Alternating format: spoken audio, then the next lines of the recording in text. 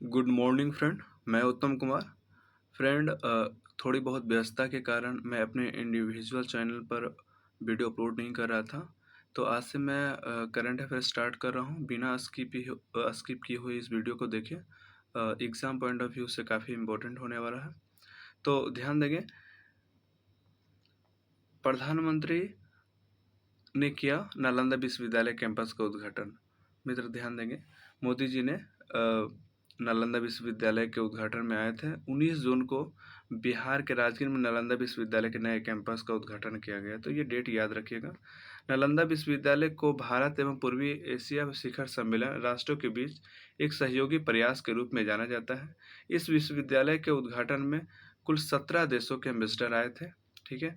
इस समारोह में हमारे विदेश मंत्री एस जयशंकर, बिहार के राज्यपाल राजेंद्र आर्लेकर, बिहार के मुख्यमंत्री नीतीश कुमार तथा उप मुख्यमंत्री सम्राट चौधरी एवं विजय सिन्हा भी उपस्थित थे। ठीक है। नेक्स्ट हम लोग देखते हैं, नालंदा विषय के बारे में थोड़ा बहुत जानकारी लेते हैं। नालंदा विश्वविद्यालय यह परिसर आधुनिकता अधिसंरचनात्मक सुविधाओं से युक्त है, जिनमें पारंपरिकता एवं आधुनिकता का सम्मिश्रण है। इस परिसर की डिजाइन वास्तुविद बीबी जोशी ने तैयार किया है। यहाँ भी ध्यान देने की बात है। प्रधानमंत्री मोदी ने इसके परिसर में स्थित एशिया की सबसे बड़ा पुस्तकालय का भी उद्घाटन किया है। तो ध्यान देंगे कि एशिया का सबसे बड़ा पुस्तकालय, एशिया का सबसे बड़ा लाइब्रेरी का उद्घाटन भी इसी परिसर में किया गया मोदी के द्वारा। यह विश्व का सबसे बड़ा नेट जीरो हरित परिसर होगा, जहां से कार्बन सहित किसी भी हानिकारक रसायन का उत्सर्जन नहीं किया जाएगा। नेक्स्ट देखते हैं, 155 एकड़ क्षेत्र वाले विश्वविद्यालय का यह 100 एकड़ में फैला नेट जीरो परिसर अनेक जल निकायों से युक्त है। नालंदा विश्वविद्यालय अधिनियम 2010 के द्वारा स्थापित इस विश्वविद्यालय ने 2014 से कार्य करना शुरू किया था। नेक्स्ट देखते हैं कि नालंदा विश्वविद्यालय का जो हिस्ट्री है, इसमें देखेंगे कि सम्राट कुमार गुप्त ने 1427 में नालंदा विश्वविद्यालय की स्थापना किया था, लेकिन बख्तियार खिलजी ने 1193 में इसको नष्ट कर दिया था।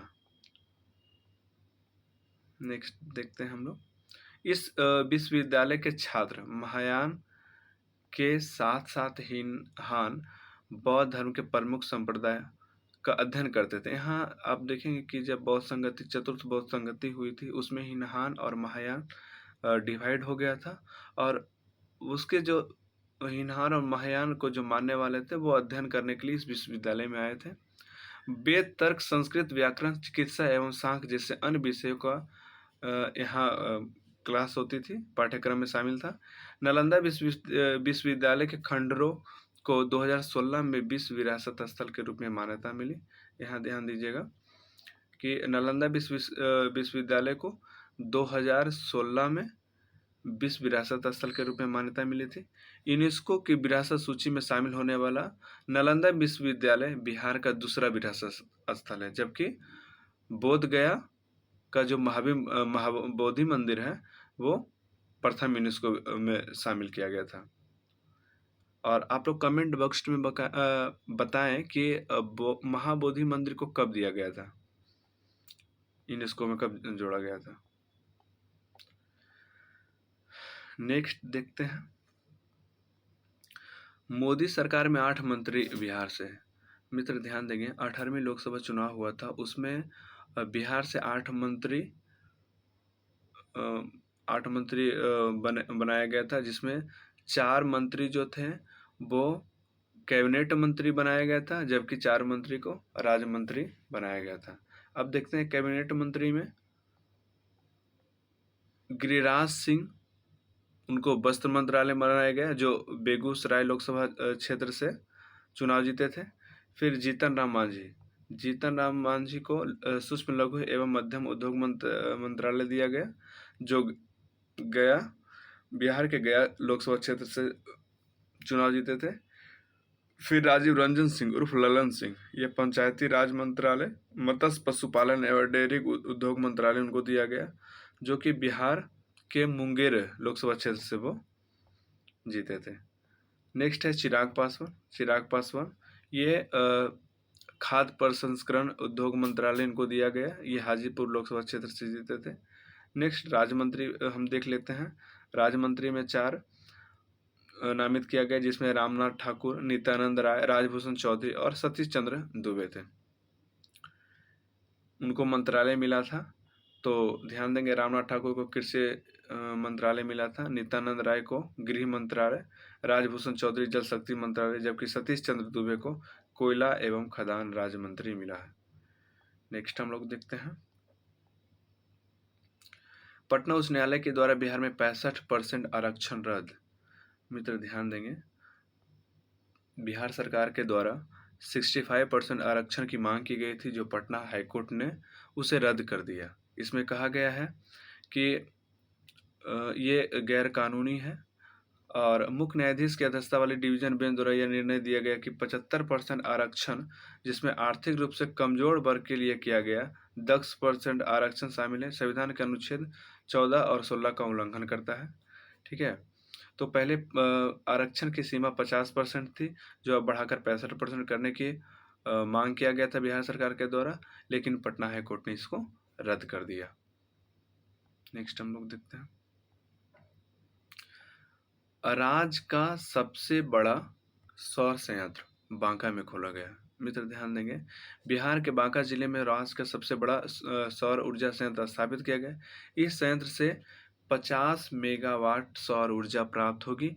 इस प्रकार राज्य की कुल सौर ऊर्जा क्षमता 181.1 मेगावाट हो जाएगी। ये ध्यान देना है कि टोटल 181 हो जाएगा, जबकि बांका में जो सौर संयंत्र खोला जाएगा उसमें 50 मेगावाट सौर ऊर्जा प्राप्त होगी। आवादा समूह ने इस संयंत्र को स्थापित किया है। यह कदम राज्य के अपने हरित ऊर्जा पोर्टफोलियो समर्थित करने की दिशा में एक सकारात्मक इफोर्ट है। आप जानते हैं कि बिहार में शुद्ध शून्य कार्बन उत्सर्जन का लक्ष्य 2040 तक रखा गया है। नेक्स्ट देखते हैं हम लोग, पटना के अतिरिक्त 4 अन्य शहरों में शुरू होगी मेट्रो रेल। मित्र ध्यान देंगे कि पटना में मेट्रो रेल ये स्टार्ट होने वाली है। मेट्रो रेल की जो कार्य है वो चल रही है। इसके अलावा भी बिहार में 4 वैसे डिस्ट्रिक्ट हैं जिसमें मेट्रो रेल चलेगी। तो ध्यान देंगे कि कौन कौन से वो डिस्ट्रिक्ट हैं, मुजफ्फरपुर, गया, दरभंगा और भागलपुर।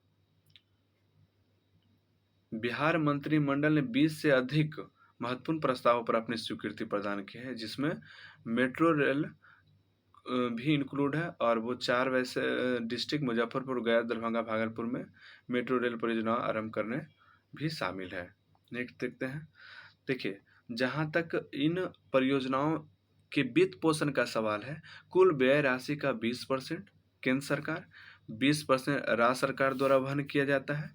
शेष 60% मेट्रो रेल कॉरपोरेशन, विश्व बैंक, एशियाई विकास बैंक एवं जापान अंतर्राष्ट्रीय कॉरपोरेशन एजेंसी जैसी वित्तीय संस्थाओं से ऋण के रूप में प्राप्त करता है।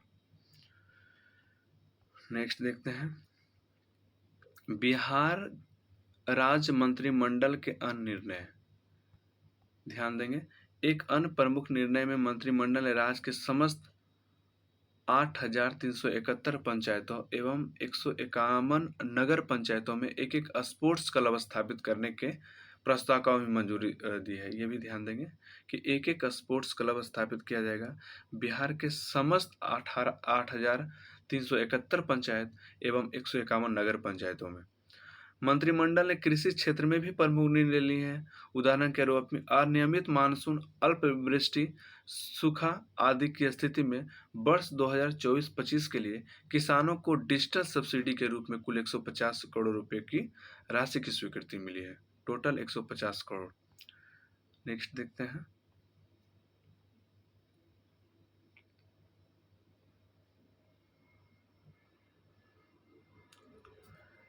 नवीन नगर सुपर थर्मल पावर स्टेशन। मित्र ध्यान देंगे कि नवीन नगर जो है ये औरंगाबाद जिला में है जिसमें Nabinagar super thermal power station Aurangabad में 3 नई इकाइयां स्थापित की जाएगी, जिसमें प्रत्येक की क्षमता 800 मेगावाट होगी। केंद्र सरकार ने Nabinagar super thermal power station की क्षमता विस्तार के द्वितीय चरण की मंजूरी प्रदान कर दी है। ठीक है, औरंगाबाद में इस स्थित थर्मल पावर स्टेशन पूर्ण स्वामित्व एनटीपीसी के द्वारा किया जाएगा। इस द्वितीय चरण में 3 नई इकाइयां स्थापित की जाएगी और प्रत्येक इकाई की विद्युत उत्पादन क्षमता 800 मेगावाट होगी। यह संयंत्र 2029 तक बनकर तैयार हो जाएगा, जिससे बिहार को निर्बाध गति से विद्युत आपूर्ति होगी। ठीक है, ये 3 इकाइयों की स्थापना Nabinagar super thermal power station की कुल विद्युत उत्पादन क्षमता 1980 मेगावाट से बढ़कर 4380 मेगावाट हो जाएगी। नेक्स्ट देखते हैं, कजरा में LNT लगाएगा सौर संयंत्र। ध्यान देंगे मित्र, बिहार के लखीसराय जिले के कजरा नामक स्थान पर 185 मेगावाट के सौर संयंत्र लगाने का काम सौंपा गया है LNT को। लखीसराय के कजरा में ग्रिड कनेक्टेड 185 मेगावाट के सोलर PV प्लांट लगाने का ऑर्डर मिल गया है। इसके साथ ही वह 254 मेगावाट घंटे बैटरी ऊर्जा स्टोरेज सिस्टम स्थापित करेगी। इस परियोजना का कुल लागत 2500 से 5000 करोड़ तक आने की संभावना है। नेक्स्ट देखते हैं, देश का 19वां निफ्ट बेगूसराय में। मित्र ध्यान देंगे, देश का 19वां निफ्ट मतलब होता है national institute of fashion technology. ये बेगूसराय में खोला गया है, देश का 19वां है। ठीक है, हाल परिसर में अगले 2 वर्षों के लिए निफ्ट का एक प्रशिक्षण केंद्र खोला जाना है। बिल्डिंग बन जाने के बाद यह वियाडा कैंपस में स्थानांतरित हो जाएगी। यहाँ वस्त्र उद्योग से संबंधित प्रशिक्षण दिया जाएगा। नेक्स्ट हम लोग देखते हैं, मंगल ग्रह के 2 नए क्रेटर मुरसान एवं हिल्सा। मित्र ध्यान देंगे, सबसे पहले मैं बताऊंगा कि मंगल ग्रह के 2 नए क्रेटर का जो नाम दिया गया है, यूपी के मुरसान लिया गया और हिल्सा बिहार के नाम लिया गया। बिहार के कोई स्थान हिल्सा है और मुरसान जो है वो यूपी का है। तो देखेंगे कि मंगल ग्रह के 2 नए क्रेटरों का नाम उत्तर प्रदेश और बिहार के कस्बों क्रमशः मुरसान और हिल्सा के नाम पर रखा गया है। भौतिक अनुसंधान प्रयोगशाला अहमदाबाद के वैज्ञानिकों ने मंगल ग्रह पर 3 अज्ञात क्रेटरों की खोज की है। ये 3 क्रेटर मंगल ग्रह के 21.0 डिग्री दक्षिण और 20.9 डिग्री पश्चिम में स्थित थर्लिस ज्वालामुखी क्षेत्र में अवस्थित है। इंटरनेशनल एस्ट्रोनॉमिकल यूनियन द्वारा इन क्रेटरों का नाम 2 भारतीय कस्बों छोटे शहरों के नाम पर रखने की स्वीकृति मिलने के बाद इन क्रेटरों का नाम लाल क्रेटर के भूतपूर्व निर्देशक देवेंद्र लाल के नाम पर रखा गया। मुरसान क्रेटर तथा हिल्सा क्रेटर रखा गया। नेक्स्ट देखते हैं, इसमें और भी क्या है कि देवेंद्र लाल एक विख्यात कॉस्मिक किरण भौतिक शास्त्री हैं। हिल्सा बिहार के नालंदा जिले में तथा मुरसान उत्तर प्रदेश के हाथरस जिले में। ध्यान देंगे, हिल्सा बिहार के नालंदा जिले में है, जबकि मुरसान हाथरस जिले में उत्तर प्रदेश के हाथरस जिले में स्थित है। मोबाइल धोखाधड़ी मामले में बिहार के 5वां स्थान। ये ध्यान देंगे, फर्स्ट में यूपी है, सेकंड दिल्ली है और बिहार का स्थान 5वां है। बिहार में परिमार्जन प्लस पोर्टल लॉन्च। बिहार के राजस्व भूमि सुधार भूमि संबंधी दस्तावेजों में शोधन करने के लिए परिमार्जन प्लस पोर्टल को लॉन्च किया है। इस पोर्टल को लॉन्च करने का उद्देश्य विभाग में रैयतों के जमाबंदी रिकॉर्ड आवश्यक सुधार हेतु ऑनलाइन रिक्वेस्ट फाइल करने की सुविधा प्रदान करता है। इसमें जो है फ्रेंड कि अपना नाम, पिता के नाम, पता, जाति, डिजिटलाइज्ड जमाबंदी, खेसरा, रकबा, चौहद्दी से संबंधित लेख हो या टैक्स रिटर्न की एंट्री में हुई गलतियों को सुधारने में मदद मिलेगी। यह पोर्टल बिहार के 534 अंचलों के जमाबंदी रिकॉर्ड को देखने की सुविधा प्रदान करता है। नेक्स्ट देखते हैं फ्रेंड, ये ध्यान देंगे, ये काफ़ी महत्वपूर्ण है। बिहार के 21 जिलों में होगी ड्रैगन फ्रूट की खेती। मित्र, किसान की आय दुगनी करने के लिए बिहार के चौथे कृषि रोड मैप जो 2023 से 28 तक इसका है, रोड मैप ड्रैगन फ्रूट को शामिल किया गया है। जिन 21 जिलों की मिट्टी ड्रैगन फ्रूट की पैदावार के लिए उपयुक्त पाई गई है, ठीक है, उनमें से मुजफ्फरपुर, सारण, सिवान, सुपौल आदि ऐसे डिस्ट्रिक्ट हैं जिसमें ड्रैगन की खेती की जाएगी। सरकार ने ड्रैगन फ्रूट की खेती पर किसानों को 40% की सब्सिडी देने की निर्णय लिया है। इसकी उपज के लिए निर्गत एक यूनिट की लागत लगभग 7.5 लाख रुपये आती है। ड्रैगन फ्रूट की उपज के लिए किसानों के 3 किस्तों में अनुदान दिया जाएगा। पहला किस्त जो होगा सॉरी, पहले किस्त कुल अनुदान राशि का 60% अर्थात 1.80 लाख, 1,80,000 रुपया, ठीक है, प्रति हेक्टेयर के रूप में दी जाएगी। दूसरे किस्त में अनुदान का 20% दिया जाएगा अर्थात 60,000 रुपया दिया जाएगा, ठीक है। और 75% पौधे सफलतापूर्वक रोपित हो चुके होंगे और बढ़ रहे हों, इसके लिए दूसरा किस्त दिया जाएगा। शेष 20% अनुदान राशि के रूप में अंतिम किस्त यानी तीसरा किस्त दिया जाएगा, जो 90% पौधे बच गए हो अर्थात फल फूल रहे हो, ठीक है। मैंने अभी बताया कि बिहार का चौथा कृषि रोड मैप 2023 से 28 तक संचालित हो रहा है। नेक्स्ट हम लोग देखते हैं बाल हितैषी पंचायतों का शुभारंभ। राज्य सरकार के साथ मिलकर यूनिसेफ ने अररिया एवं पूर्णिया जिलों की 10 ग्राम पंचायतों में बाल हितैषी पंचायतों का शुभारंभ किया है। अररिया एवं पूर्णिया की 5-5 ग्राम पंचायतों, कुल 10 ग्राम, मतलब टोटल 10 पंचायत को बाल हितैषी पंचायतों के रूप में विकसित किया जाएगा। इसके तहत बाल संसद का गठन किया जाएगा और पंचायत के विकासार्थ योजना के निर्माण से पहले बच्चों को भी राय ली जाएगी। नेक्स्ट देख लेते हैं हम लोग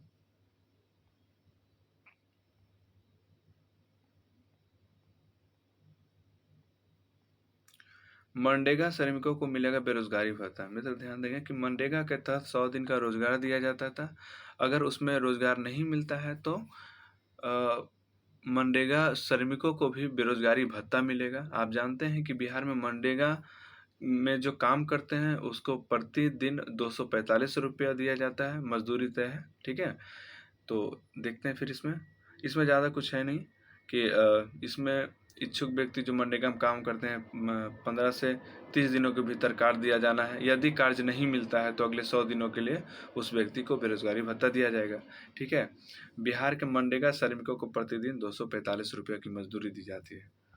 नेक्स्ट देखते हैं गंडक नदी का किनारा मगरमच्छों के लिए आदर्श प्रजनन स्थल है। मित्र ध्यान देंगे कि गंडक नदी जो पश्चिमी चंपारण के पास से गुजरती है वहाँ मगरमच्छों की संख्या ज़्यादा देखी गई है और वहाँ देखा गया कि ये वो जो जगह है वो मगरमच्छों के लिए आदर्श प्रजनन क्षेत्र है। पश्चिम चंपारण के वाल्मीकि टाइगर रिजर्व क्षेत्र में गंडक नदी के किनारे मगरमच्छों के 160 बच्चे देखे गए हैं। नेपाल से उद्गामित गंडक नदी VTR से होकर बहती हुई गंगा नदी में मिलती है। यह मगरमच्छों के लिए आदर्श प्रजनन स्थल बन चुका है। स्थलीय एवं जलीय आवासों में वन्यजीवों की बढ़ती उपस्थिति प्रकृति के पारिस्थितिकी तंत्र में संतुलन बनाए रखने के लिए आवश्यक है। गंडक नदी वाल्मीकि टाइगर रिजर्व से होकर प्रवाहित होती है। नेक्स्ट हम लोग देखते हैं कैमूर के करमचट बांध के निकट पर्यटन सुविधाओं का उद्घाटन। मित्र ध्यान देंगे कैमूर एवं रोहतास की सीमा पर स्थित करमचट बांध के निकट भीतरी बांध गांव के रामपुर प्रखंड में रामपुर, जो कि कैमूर में पड़ता है, पर्यटन सुविधाओं का उद्घाटन किया गया है। पर्यावरण, वन एवं जलवायु परिवर्तन विभाग के मंत्री डॉक्टर प्रेम कुमार ने 2 करोड़ रुपए की लागत से बनी इस पर्यटन इकाई का उद्घाटन किया है। पर्यटकों के लिए 1925 मीटर लंबी सड़क, कैटनरी, 2 बैरक, बोरिंग एवं प्रवेश द्वार तथा एक सीढ़ीयुक्त घाट का निर्माण किया गया है। यह बांध भभुआ से 30 किलोमीटर की दूरी पर स्थित है। कैमूर वन्यजीव अभ्यारण्य से करीब है। नेक्स्ट देखते हैं श्रीराम पॉलिटेक्निक कॉलेज को NBA की मान्यता है। मित्र ध्यान देंगे कि मधुबनी का श्रीराम पॉलिटेक्निक कॉलेज बिहार का प्रथम कॉलेज बन गया है जो NBA से मान्यता प्राप्त हुई है। श्रीराम पॉलिटेक्निक बिहार का प्रथम पॉलिटेक्निक कॉलेज है जो NBA से संबद्ध है। संस्थान की गुणात्मक संभाव्यता का आकलन करने के पश्चात NBA ने इसे मान्यता दी है, ठीक है। तो ध्यान देंगे कि श्रीराम पॉलिटेक्निक कॉलेज जो बिहार का प्रथम कॉलेज है जो NBA ने उसकी मान्यता दी है और उसका जो क्वालिटी बेस्ड रहने के कारण इसका मान्यता NBA के द्वारा दिया गया है। ये मधुबनी में है। नेक्स्ट ज्ञान भवन में आम महोत्सव का आयोजन। मित्र ध्यान देंगे कि ज्ञान भवन जो है ये पटना में, नीतीश कुमार ने पटना के ज्ञान भवन में आयोजित 2 दिवसीय आम महोत्सव का उद्घाटन किया है। भागलपुर के तिलकपुर सुल्तानगंज के निवासी अशोक कुमार चौधरी को आम शिरोमणि की उपाधि दी गई है। अशोक कुमार चौधरी विभिन्न श्रेणियों में सर्वोच्च अंक प्राप्त किए हैं। 15 पुरस्कारों के साथ वैशाली जिला प्रथम स्थान पर रहा है। या मित्र ध्यान देंगे, भागलपुर और पटना क्रमशः द्वितीय एवं तृतीय स्थान पर रहे। भागलपुर को 58,000 रुपये तथा पटना को 57,000 रुपये प्राप्त हुए हैं। नेक्स्ट देखते हैं हम लोग। मधुबनी में भगवान विष्णु की 700 वर्ष पुरानी मूर्ति मिली है। मित्र ध्यान देंगे कि मधुबनी में खुदाई के दौरान, ठीक है, मधुबनी के बरसाम गांव के पैंपवी तालाब से मिट्टी निकाला जा रहा था। मिट्टी निकालने के दौरान खोदते समय उन्हें 700 वर्ष पुरानी काले पत्थर से बनी भगवान विष्णु की मूर्ति प्राप्त हुई। यह मूर्ति टूटी हुई है, ठीक है। आर्कियोलॉजी शास्त्री जो हैं, पुरातत्व शास्त्री डॉक्टर शिव कुमार मिश्रा के अनुसार यह मूर्ति कर्नाटक काल की मानी गई है, तो ये पूछ सकता है। नेक्स्ट देखते हैं। रीजेंट सिनेमा हॉल में पटना में सिने फेस्ट का आयोजन हुआ है। सिने फेस्ट का आयोजन हुआ है। मित्र ध्यान देंगे कि सिने यात्रा हाउस ऑफ वैरायटी ने कला संस्कृति एवं युवा विभाग के साथ मिलकर रीजेंट सिनेमा परिसर में 5 दिवसीय पटना सिने फेस्टा का आयोजन किया गया। इस आयोजन का समापन पाका ए रिवर ऑफ ब्लड नामक फिल्म के साथ हुआ है। समापन समारोह के आर्टिस्ट निर्देशक रविराज पटेल ने संचालित किया है। नेक्स्ट हम लोग देखते हैं। आयुष स्वास्थ्य एवं वेलनेस केंद्रों में योग और हर्बल बाग। बिहार के 294 आयुष स्वास्थ्य वेलनेस केंद्र योग तथा हर्बल बाग की व्यवस्था की होगी।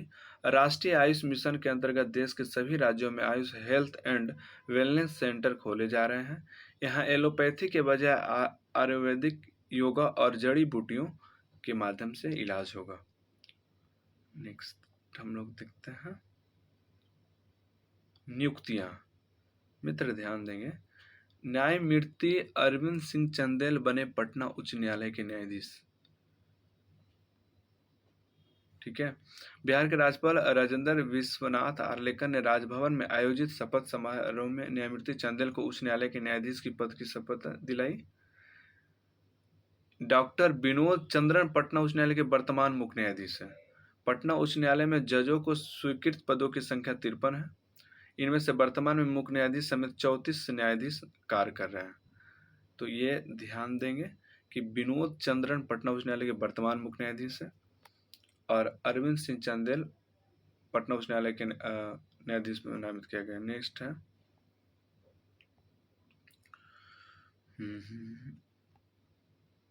सॉरी,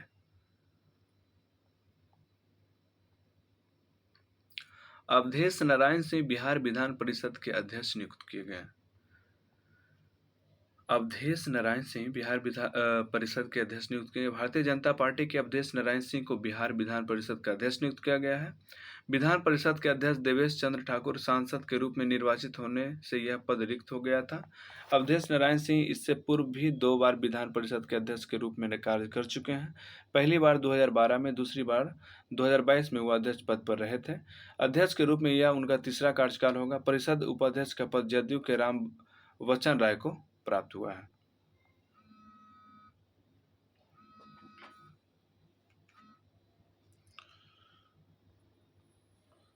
नेक्स्ट हम लोग अब देखते हैं सम्राट चौधरी जीएसटी दर युक्तिकरण पैनल के संयोजक नियुक्त किए गए हैं। Good and services tax council ने पुनर्गठित जीएसटी दर युक्तिकरण पैनल के ग्रुप ऑफ मिनिस्टर के संयोजक के रूप में बिहार के उप मुख्यमंत्री सम्राट चौधरी की नियुक्ति की घोषणा की है। श्री चौधरी सुरेश खन्ना, जो उत्तर प्रदेश के वित्त मंत्री हैं, के स्थान पर वो संयोजक का पद ग्रहण करेंगे। नेक्स्ट देखते हैं पुरस्कार। मित्र ध्यान देंगे, USA global excellence award doctor Rajnath Jha को मिला है। डॉक्टर राजनाथ झा को यूएसए ग्लोबल एक्सीलेंस अवार्ड से सम्मानित किया गया है। इंटरनेशनल वैदिक एस्ट्रोलॉजी फेडरेशन अमेरिका के तत्वावधान में नई दिल्ली में आयोजित कॉन्फ्रेंस में डॉक्टर झा को यूएस ग्लोबल एक्सीलेंस वैश्विक उत्कृष्टता award international astro excellence award से सम्मानित किया गया है। यह एस्ट्रोलॉजी के क्षेत्र में दिया जाता है। डॉक्टर झा को मांगलिक दोष निवारण एवं सुखी वैवाहिक जीवन से संबंधित उनके शोध आधारित व्याख्यान ज्योतिष शास्त्र के क्षेत्र में हेतु यह सम्मान प्राप्त हुआ है।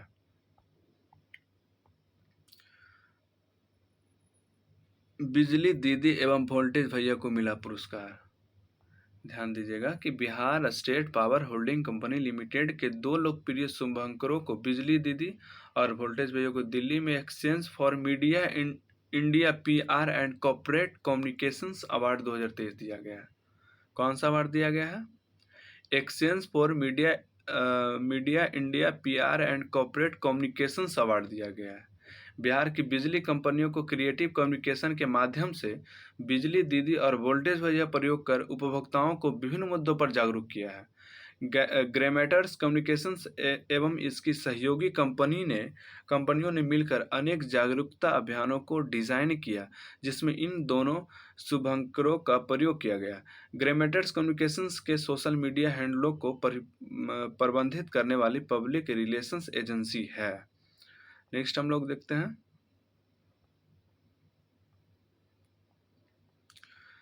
नागी एवं नकटी पक्षी अभयारण्य। नागी नकटी पक्षी अभयारण्य बिहार के जमुई जिला में अवस्थित है। ठीक है, ये काफी महत्वपूर्ण है। बिहार के जमुई जिले में अवस्थित नागी नकटी पक्षी अभयारण्य को रामसर स्थलों की सूची में शामिल किया गया है। नागी एवं नकटी दोनों ही पक्षी अभयारण्य हैं।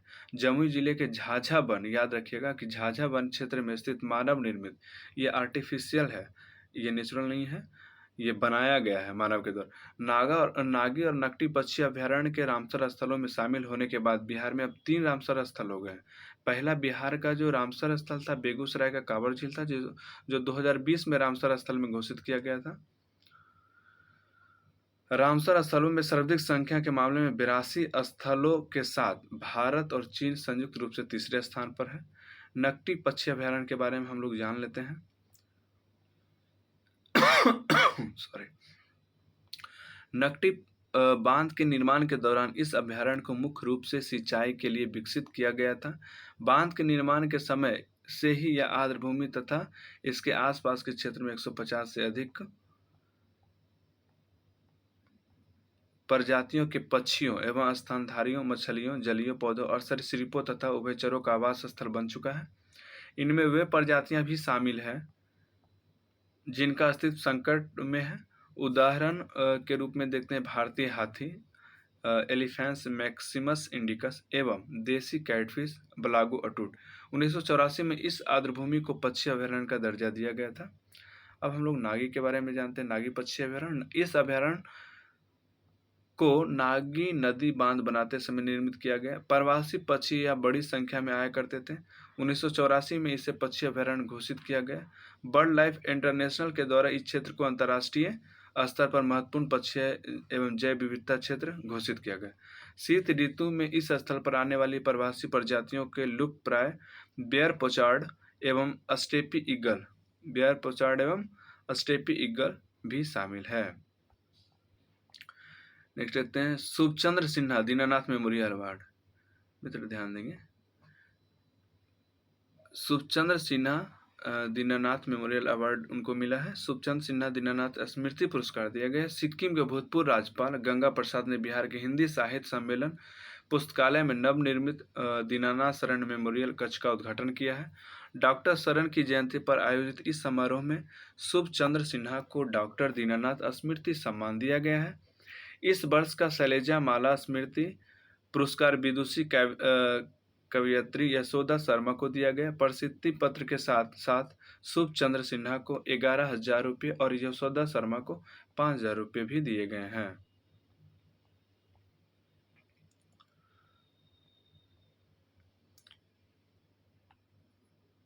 कुछ पुस्तक भी लिखा गया है। Padmashri artists of Bihar Ashok Kumar Sinha. बिहार संग्रहालय द्वारा पद्मश्री आर्टिस्ट ऑफ बिहार नामक पुस्तक का विमोचन किया गया है। इस पुस्तक में बिहार में से संबंधित 15 पद्मश्री कलाकारों की कहानियां हैं।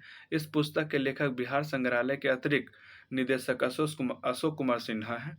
इस पुस्तक को लिखने के उद्देश्य लोगों को इन कलाकारों की संघर्ष से सफलता तक की यात्रा से परिचित कराना है। इस पुस्तक हिंदी एवं अंग्रेजी दोनों भाषाओं में है। नेक्स्ट देखते हैं, जाविर अंसारी को अंतर्राष्ट्रीय कराटे प्रतियोगिता में स्वर्ण पदक मिला है। मित्र ध्यान देंगे, जाविर अंसारी नेपाल में आयोजित अंतर्राष्ट्रीय कराटे प्रतियोगिता में पटना कॉलेज के छात्र जाविर अंसारी ने देश के लिए स्वर्ण पदक जीता है। जागिर अंसारी जमुई में रहने वाली है। ध्यान देंगे कि जागिर अंसारी का संबंध किस डिस्ट्रिक्ट से है, तो जमुई की है। नेक्स्ट है, श्रेयसी सिंह पेरिस ओलंपिक्स 2024 के लिए चयनित। ध्यान देंगे, जमुई की विधायक श्रेयसी सिंह है का जो चयन हुआ था पेरिस ओलंपिक्स में हुआ था। इंटरनेशनल शूटिंग स्पोर्ट्स फेडरेशन से स्वीकृति प्राप्त करने के पश्चात श्रेयसी सिंह 21 सदस्यीय भारतीय शूटिंग टीम में शामिल की गई है। श्रेयसी सिंह ओलंपिक खेलों के लिए बिहार से चुनी जाने वाली पहली खिलाड़ी है।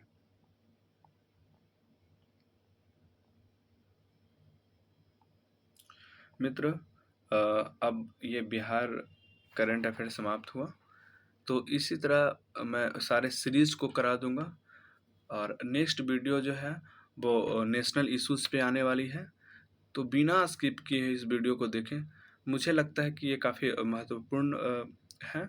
और मिलते हैं नेक्स्ट बार। आज के लिए इतना ही, धन्यवाद।